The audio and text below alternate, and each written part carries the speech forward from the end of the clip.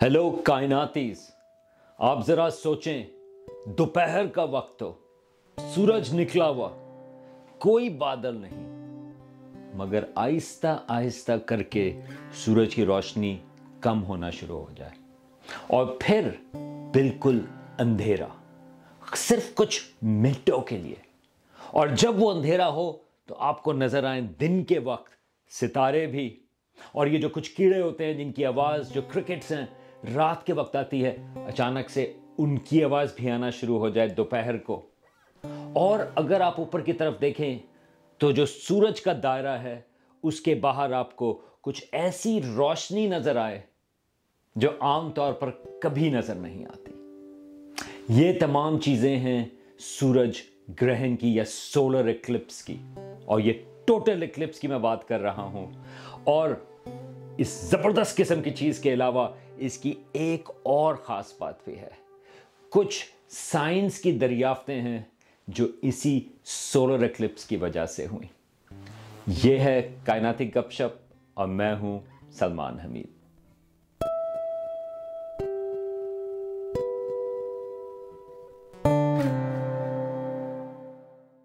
कायनातीज, सूरज ग्रहण या solar Eclipse के सिलसिले में आपको बहुत सारे वीडियोस मिल जाएंगे, बल्कि इस चैनल के ऊपर भी मौजूद हैं कि सूरज ग्रहण क्या है, कैसे होता है।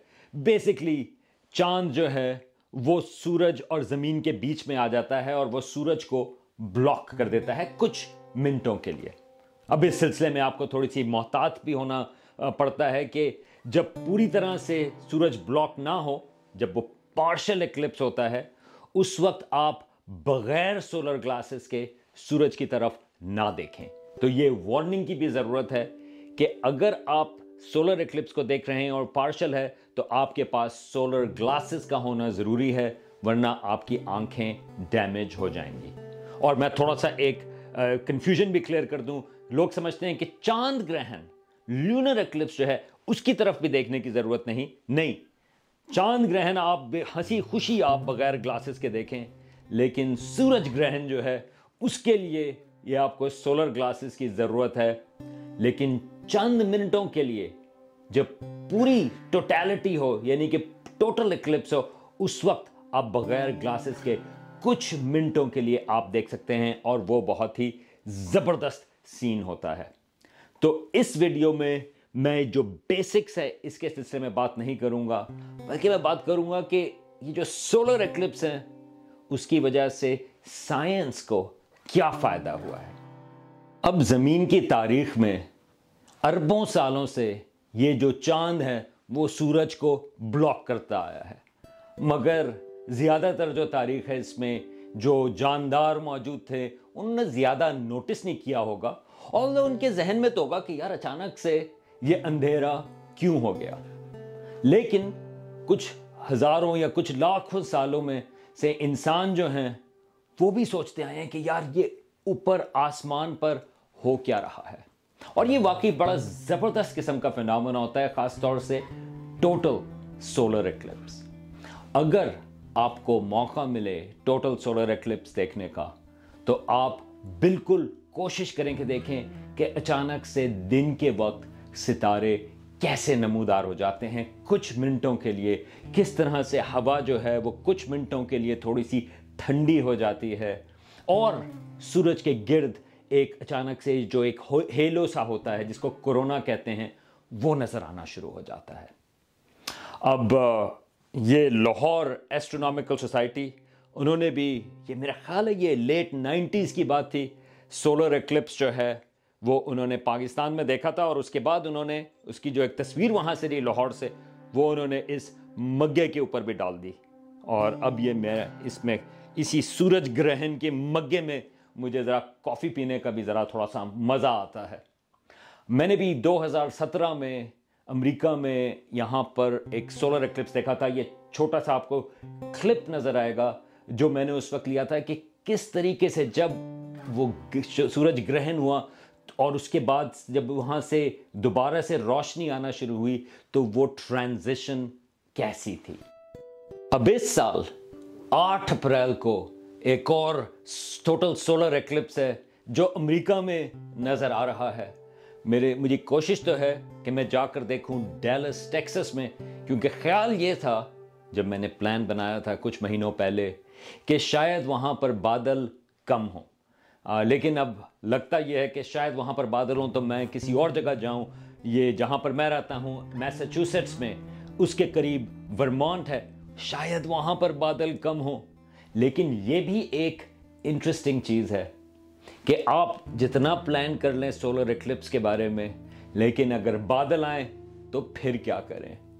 बल्कि मेरे ही इलाके में एमर्स्ट में ये एक प्रोफेसर साहब थे, प्रोफेसर टॉड, जो लेट 19th और अर्ली 20th सेंचुरी में उन्होंने काफ़ी सारे इक्लिप्सेस की एक्सपेडिशन की। वो जापान भी गए, रूस भी गए, पेरू भी गए, और ज़्यादातर जगह वो गए। मेरा ख्याल है 9 या 10 एक्सपेडिशंस थी, और उस वक्त पहुंचना भी काफ़ी मुश्किल होता था।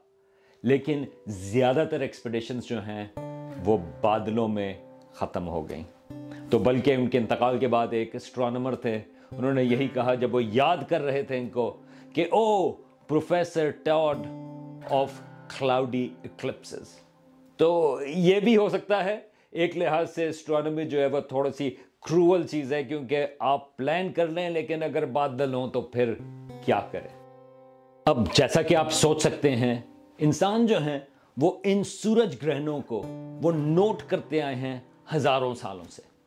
मेरा ख्याल है कि इससे भी लंबा अरसा होगा जब उन्होंने गौर किया होगा कि क्या हुआ।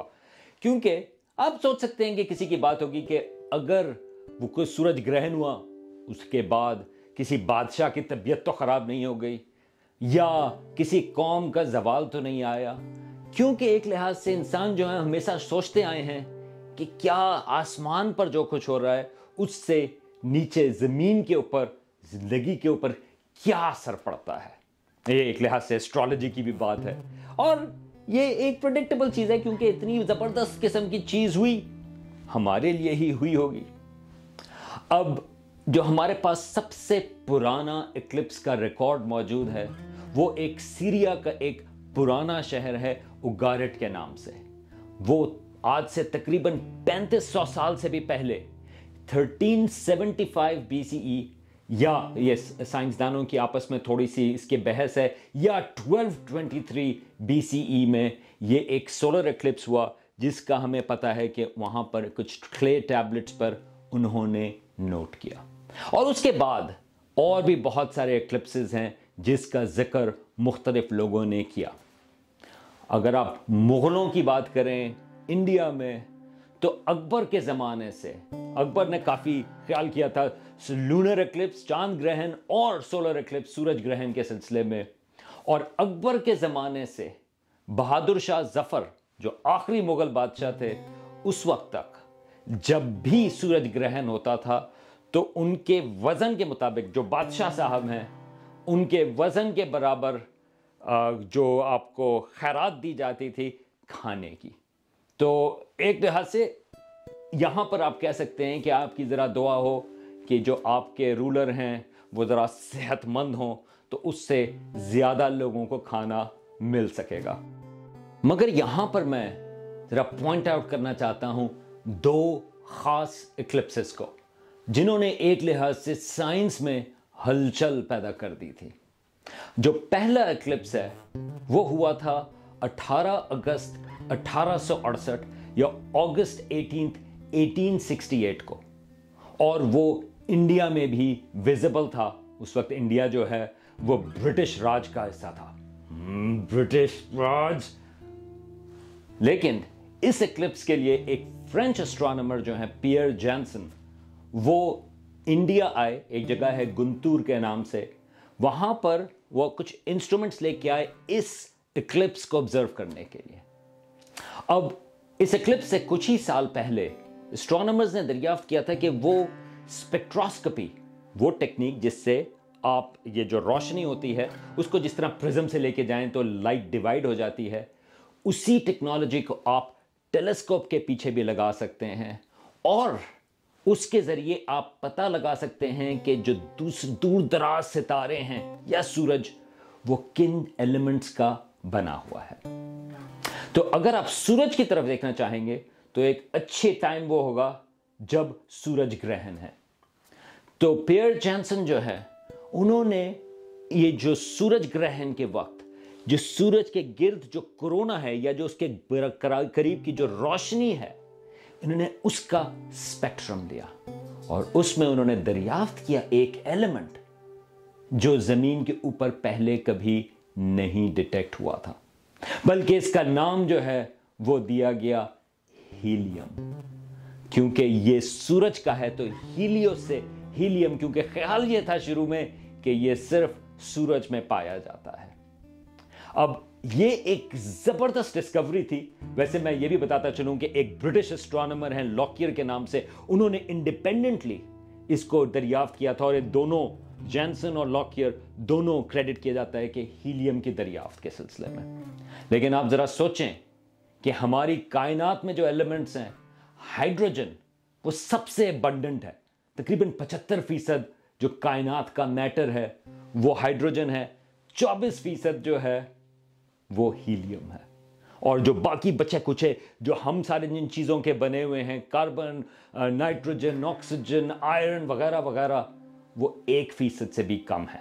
ये रेगुलर मैटर की बात कर रहा हूं, वो तो फिर और बात हो जाती है डार्क मैटर की। लेकिन रेगुलर मैटर में हीलियम जो हाइड्रोजन के बाद सबसे अहम एलिमेंट है, और वो इस सोलर एक्लिप्स जो 1868 में हुआ था उसकी वजह से वो पहली दफा दरियाफ्त हुआ। अब हमें पता है कि वो खाली सूरज में नहीं बल्कि ज़मीन पर भी पाया जाती है हीलियम, बल्कि अगर गुब्बारे हों तो आपको उससे काफ़ी हंसी भी आए हीलियम की गैस से, और आपकी आवाज़ जो है वो भी थोड़ी सी हाई हो जाती है हीलियम। तो हीलियम यहाँ पर भी मौजूद है, लेकिन सबसे पहली दरियाफ्त सूरज ग्रहण के वक्त हुई।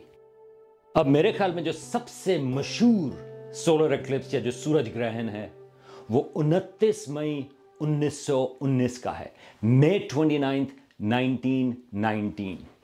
अब इसकी जो खास बात है वो सूरज ग्रहण की नहीं, बल्कि उस सूरज ग्रहण को किस तरह से इस्तेमाल किया गया साइंस के लिए। अब कुछ ही साल पहले 1915 में एल्बर्ट आइंस्टाइन ने अपनी जनरल थ्योरी ऑफ रिलेटिविटी को पेश किया बर्लिन में। अब वैसे जो उसकी स्पेशल थ्योरी ऑफ रिलेटिविटी है वो उससे 10 साल पहले प्रेजेंट की गई थी, लेकिन जनरल थ्योरी ऑफ रिलेटिविटी जिसका जो मेन कॉन्सेप्ट है वो ये है कि कोई भी मादा या मैटर हो वो स्पेस और टाइम को बेंड करता है। वैसे इस सिलसिले में आप और गपशप चेकआउट करें, खासतौर से ग्रेविटेशनल लेंसेज की गपशप, जिसमें इसके बारे में और ज़्यादा तफसील से बातचीत मौजूद है। अब ये एक खूबसूरत थ्योरी है मैथमेटिकली। सवाल यह था कि इसको दरअसल ऑब्जर्वेशनली किस तरह से साबित किया जाए। अब आइंस्टाइन को यह पता था और उसका ख्याल यह था कि सूरज ग्रहण जो है वो एक जबरदस्त अपॉर्चुनिटी देते हैं, क्योंकि नॉर्मली अगर जो सितारे सूरज के पीछे हों वो आपको दिन के वक्त नजर नहीं आएंगे, क्योंकि सूरज जो है वो बहुत ब्राइट है। लेकिन सूरज ग्रहण में जब टोटल एक्लिप्स हो तो कुछ मिनटों के लिए सूरज की रोशनी बंद हो जाती है या ब्लॉक हो जाती है, और उसके जो पीछे सितारे हैं वो विजिबल होंगे। अब अगर आइंस्टाइन की जनरल थ्योरी ऑफ रिलेटिविटी सही है तो पीछे की जो सितारों की रोशनी है वो सूरज की बेंडिंग की वजह से वो थोड़े से हमें मुख्तलिफ जगह पर नजर आएंगे, और उसकी खास प्रेडिक्शन थी कि कितना उनकी जो जगह है वो बदली भी होगी। वैसे न्यूटन की जो ग्रेविटेशनल थ्योरी है वो भी थोड़ा सा प्रेडिक्ट करती है, लेकिन उसकी प्रेडिक्शन जो है वो चेंज होने की थोड़ी सी कम है। जनरल थ्योरी जो है वो ऑलमोस्ट डबल प्रेडिक्ट करती है कि सितारे आपको और ज्यादा मुख्तलिफ जगह पर नजर आएंगे। ये उसी किस्म की चीज़ है जिस तरह अगर कोई स्टिक हो आपको पानी में नजर आए तो आपको थोड़ी सी वो रिफ्रैक्ट होती हुई थोड़ी सी मुख्तलिफ जगह पर नजर आती है। इसी तरह सितारे इक्लिप्स के दौरान जो उनकी रोशनी है जब वो सूरज के पास से गुजरेगी तो वो थोड़ी सी हमें मुख्तलिफ जगह पर नजर आएगी, और उसकी बड़ी स्पेसिफिक प्रिडिक्शन थी। अब इस थ्योरी को टेस्ट करने के सिलसिले में एक ब्रिटिश एस्ट्रोनॉमर जिनका नाम है एडिंगटन, और अगर आप एस्ट्रोनॉमी के शौकीन हैं तो आपने इनका नाम सुना होगा एडिंगटन लिमिट वगैरह के हिसाब से। तो ये जो एडिंगटन है उन्होंने कहा कि वो इस थ्योरी को टेस्ट कर सकते हैं। अब 1918 में वैसे एडिंगटन जो हैं उनको ड्राफ्ट भी किया जा रहा था वर्ल्ड वॉर 1 के लिए। मगर ये जो एडिंगटन है ये एक रिलीजन को फॉलो करते हैं जिसको कहते हैं क्वेकर। क्रिश्चियनिटी की एक फॉर्म है जो कि वायलेंस के खिलाफ है, तो वो कॉन्शियंशियस ऑब्जेक्शन कहलाती है, यानी कि वो जंग के खिलाफ हैं। तो इन्होंने अप्लाई किया कि नहीं, मैं तो जंग में नहीं जाना चाहता क्योंकि मेरा जो मजहब है वो मुझे मना करता है जंग लड़ने से। तो इनको एक जो रूट मिला एक्सेप्शन का, ये 1918 की बात है, वो ये कहा कि ये मई 1919 को 1919 में ये एक्लिप्स आ रहा है, तो आप उस एक्लिप्स की तैयारी करें और आपको भी जंग में जाने की जरूरत नहीं। और वैसे क्योंकि जंग चल रही थी तो इस एक्लिप्स को फॉलो करना भी जरा मुश्किल था। तो जंग खुशकिस्मती से खत्म हो गई नवंबर 1918 में, और फिर तैयारियां शुरू हुई इस एक्लिप्स की।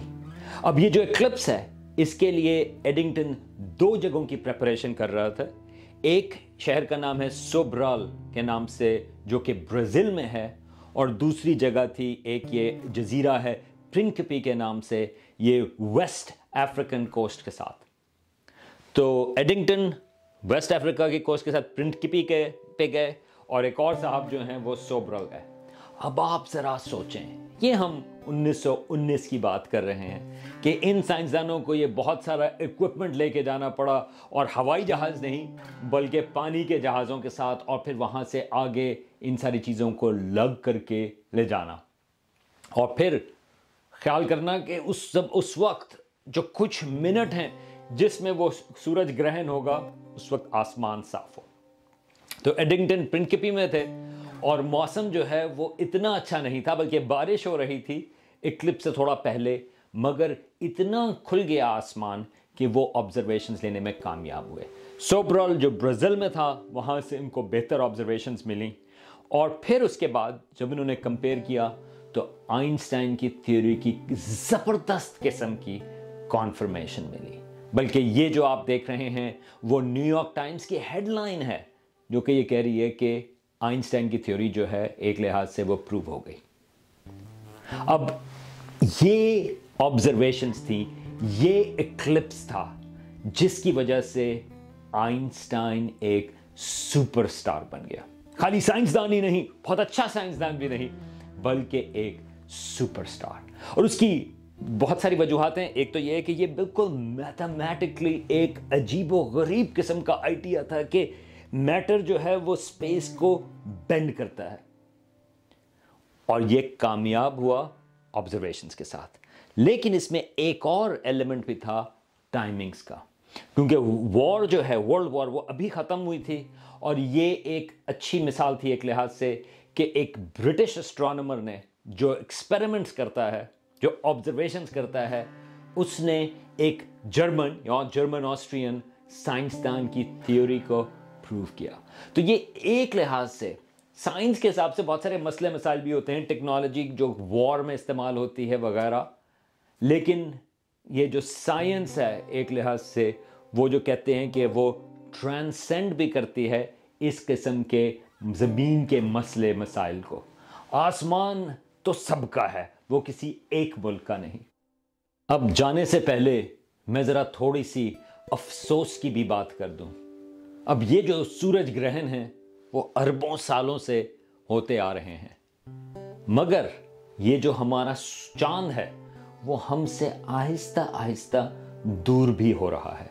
बल्कि हर साल वो तकरीबन 4 सेंटीमीटर जो है वो हमसे दूर होता है। ये वही स्पीड है कि अगर आपके नाखून जो हैं वो तकरीबन इसी स्पीड से बड़े होते हैं। अब चांद जो है वो आज से कुछ अरब साल पहले ज़मीन के काफ़ी करीब था, तो उस वक्त जो सूरज ग्रहण होते होंगे वो का टाइम जो है वो ज़्यादा होगा, खाली कुछ मिनट नहीं बल्कि 15-20 मिनट भी। लेकिन आज से तकरीबन 600 मिलियन साल, 600 मिलियन सालों के बाद ये जो चांद है वो इतना दूर हो चुका होगा कि वो पूरे सूरज को कवर नहीं कर पाएगा। यानी कि ये जो टोटल सोलर एक्लिप्स है वो उसके बाद ख़त्म हो जाएंगे। बल्कि जो आखिरी टोटल एक्लिप्स है उस वक्त वो बिल्कुल कुछ कुछ ही सेकंड जितना होगा। अब इसमें तो काफी टाइम है, तो मैं दोबारा से कहूंगा कि आजकल अगर आपको मौका मिले, 600 मिलियन साल के बाद तो नहीं मिलेगा, लेकिन आज अभी भी आप टोटल सोलर एक्लिप्स देख सकते हैं, तो आप उसको एंजॉय करें।